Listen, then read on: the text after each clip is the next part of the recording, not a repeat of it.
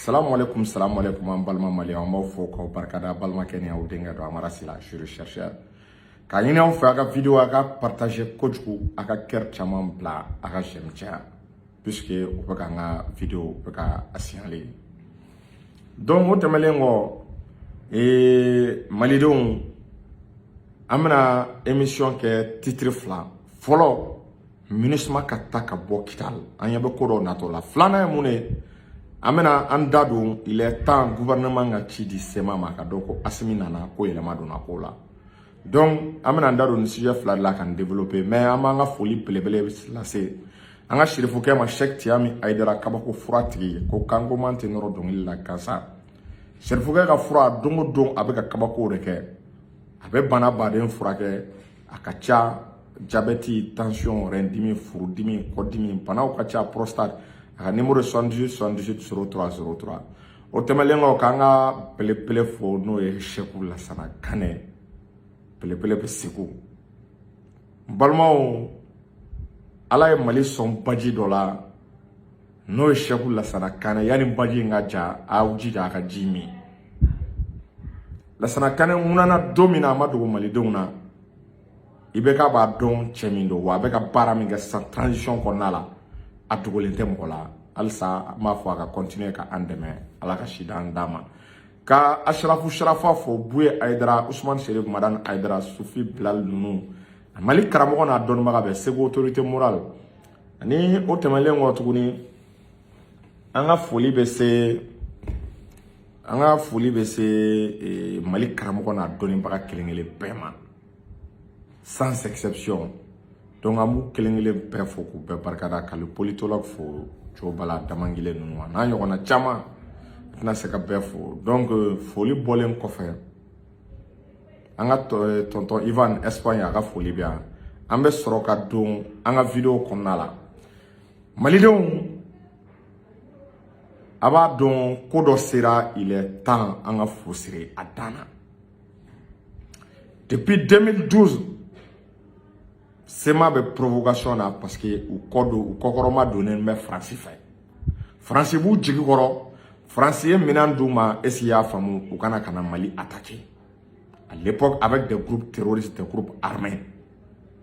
donc au kele we antaka flastre encore en 2014 ka c'est 2015 ma kanga accord d'Alger signé accord minabe bali clac là parce que accord il ne be ke sababu communauté internationale MINUSMA France Union européenne o de beke sababu olu dabe do maliko la ambe wakati mkonna la adona ka fo accord appliqué bali a mo munu mba kokoro France de do parce que sema be olu de ka kuma men sema be MINUSMA de ka kuma men ni ata ka laje et sema be communauté internationale de ka kuma men dien ko sugu bekera sema ye Sema ko kate sabali ka be continuer provocation na ale de ka ko kera sababu ibe ka bina ibe ka nege ka bo malien na ne sema ka action sembo la to ba den notamment Kidal bara mingera mali armée taleyi sema tara ale ni jihadiste ni yoro sugu bela kana mali attaquer France sigilen yana makuma MINUSMA sigilen yana amakuma donc Sema e provocation damna abna ni fanga kura in tester ku ka réaction la ku ka réactivité la o de sen fa wa congrès extraordinaire kele a sen fa wa nyemo do be ko Al Gabas ni ma fliak intala o yi kanto ko Mali gouvernement yera ka position clarifiée donc bugu kanto ko kuma me ga menan kura soro dongo do amala ko armée be ka monter en puissance ko donc ko na manga position clarifiée ou bien ni mime angono anga o déclarer ko be angono o ko keleme oluma nous on me fait ka ke ko sema ko kale preleme o ko kama aya we défilé o ke we démonstration ke nous ka drapeau emene la kuma blala ça ibe ka emene la ko kuma mais no mouvement de libération de l'Azawad même une fois anga autorité malienne il est temps nous sigileno ka wuli ma fo ka wuli est-ce qu'il y a famu kata Kidal mene mais mesure do be ka wuli ka o mesure nunu ta parce que Et Nima Choubo Yanama Tessera. Djage Djigi est badjide. Donc Djigi Mounumbu ou là, il est temps on a commencé à Oudjigou Carifolo. On a commencé en première position au Oudjigou Caré. Oudjigi Folo est mouné. Oudjigi est MINUSMA ka présence de Biaba Kalama Kidal est protégé par la MINUSMA. Ni MINUSMA te Diadu Soube Pogodo Sema la Sema Tsagato Kidalo. MINUSMA Oga protection Orebega Sema Djagelea Aka Manamana Kanchaman fo Ame Wakati na Bibina. Mali armée, Mali État Kanga Moule demandé Nama ya accord Kera Mali Dendemon Siga Foka Anga Kani Yonche Anga lay follow MINUSMA ka bo Kidal ni oro ina tant que MINUSMA be ani Sema Mouron ante do dakelen fa ante bo dakelen fa ani Sema te be tant que MINUSMA be Kidal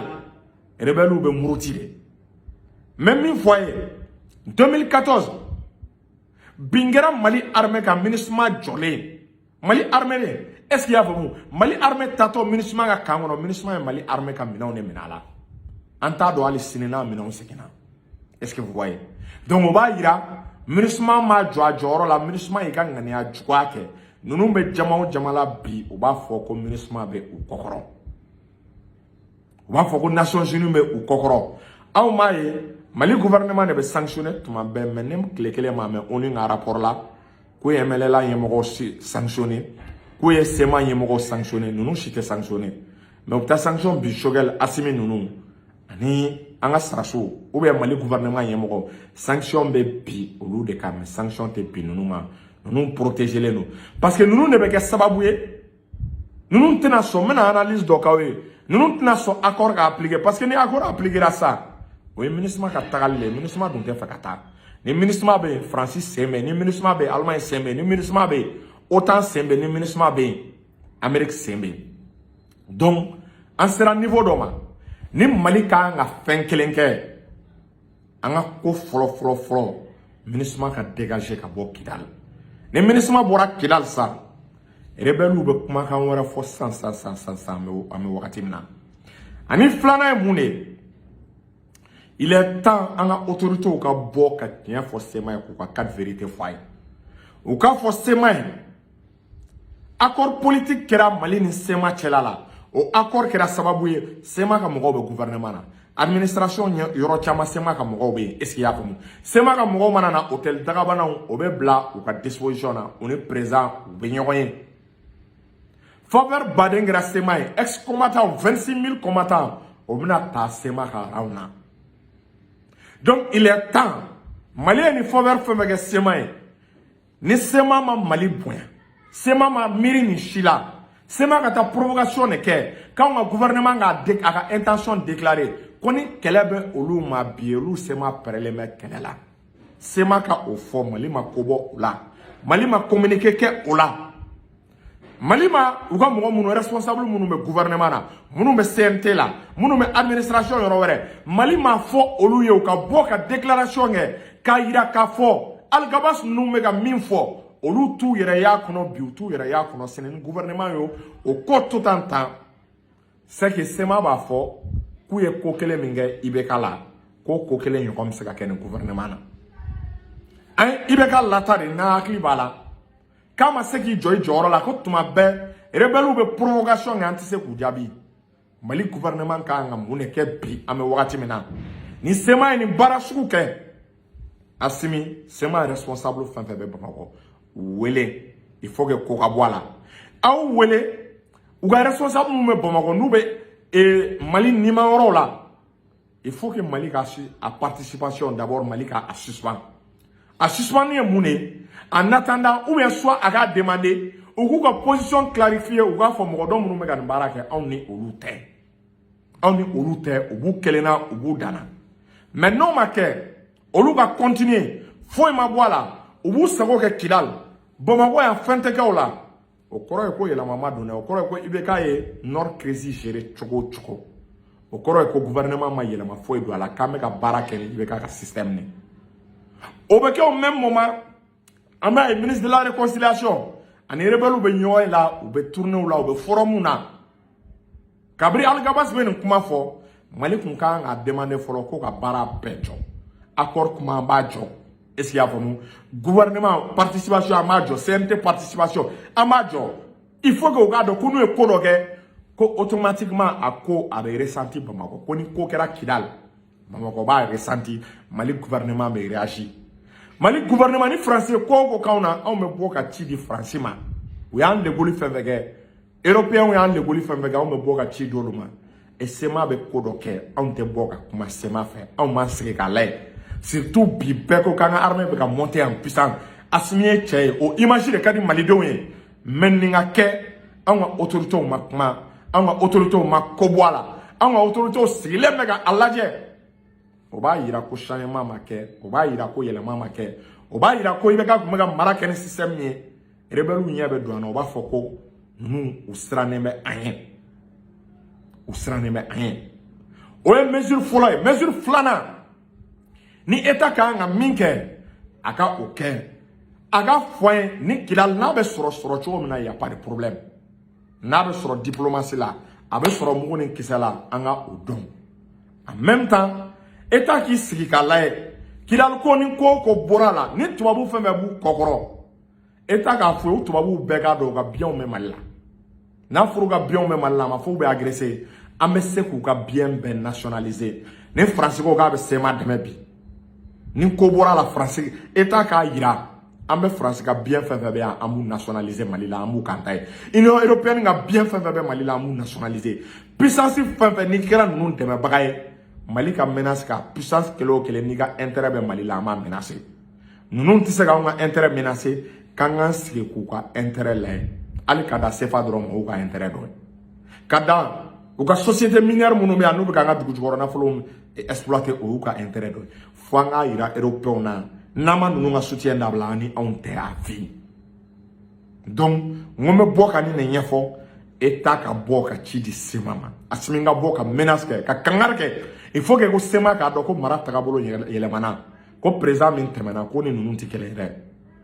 Assimi n'a ye nin kɛ peuple tɔ bɛ to aw kɔ peuple tɔ bɛ d'aw la a kana to SEMA ka monnaie don an na parce que Mali ka crédibilité Assimi ka crédibilité a dɔ gulonnen bɛ Kidal ko in na dɛ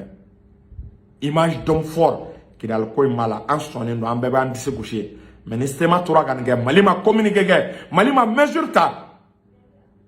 an kana ɲɔgɔn nɛgɛ a bɛ kɛ i bɛ ka ta u ɲɛ bɛ don an na dɛ wa n bɛ yɔrɔ dɔ fɔ Assimi u k'a bila u kunna u mana décision fɛn fɛn ta aw m'u kɔ ni jamana o jamana ko k'a bɛ ninnu dɛmɛ a jamana ka intérêt fɛn fɛn bɛ a ka ambassades bɛ fermer u ka intérêt fɛn fɛn bɛ an b'a bien bɛɛ nationaliser k'a kɛ Mali ta ye Ala sago aw sago salamu aleykum